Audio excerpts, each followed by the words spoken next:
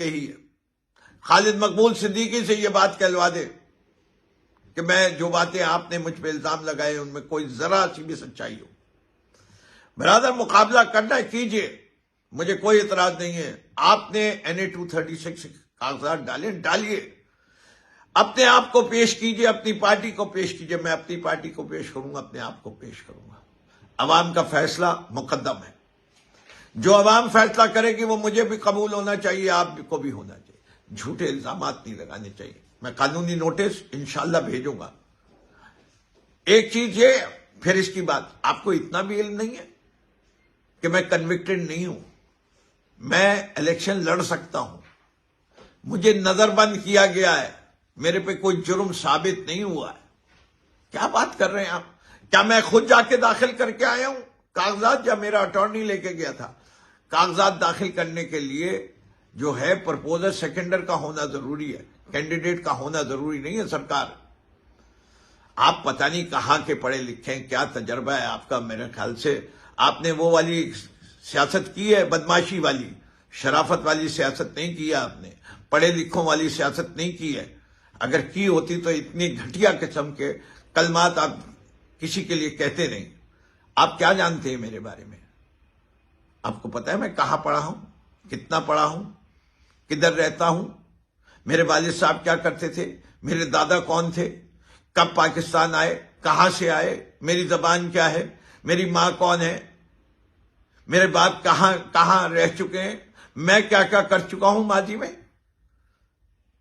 اب میں کتنا بڑا ٹیکس پیئر ہوں. آپ آئیے ذرا اپنا ٹیکس ریٹرن، میرا ٹیکس ریٹرن سامنے آتے ہیں، پتہ چل جائے گا کہ آپ کتنے بڑے اچیور ہیں اور میں نے زندگی میں کیا کچھ کیا ہے.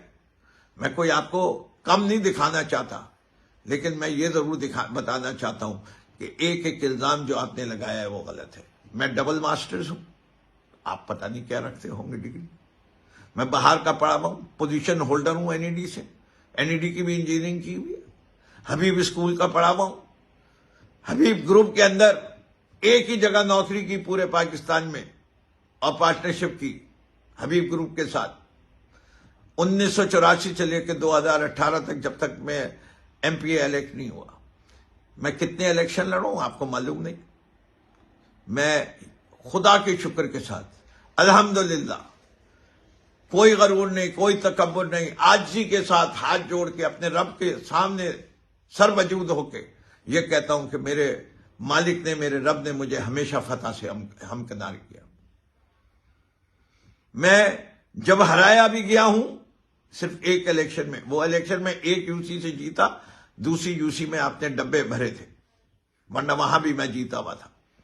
2015 کے جتنی دھاندلی آپ لوگ کرتے آئے ہیں، جس طریقے سے بیلٹ باکس بھرے ہیں، جس طریقے سے دہشت گردی اس شہر کراچی کو تباہ کرنے میں جتنا آپ کا ہاتھ ہے وہ ہم سے پوشیدہ نہیں ہے. اسی لیے آج آپ کی مقبولیت کا یہ عالم ہے. میں آپ کی جماعت کو کسی اور نظر سے دیکھتا ہوں اور میں سمجھتا ہوں کہ اگر آپ صحیح معنوں میں نمائندگی کرنا چاہیں آپ کو حق ہے، لیکن لوگوں کو بھی حق ہے کہ وہ اپنے فیصلے خود کرے. میں نہ آپ کے دھونس میں آؤں گا. اور میں نے کون سی ٹویٹ کی ہے، ذرا میری ٹویٹ کا اکاؤنٹ کا وہ آپ کلپ لے کے، اسکرین شاٹ لے کے تو بھیج دیں.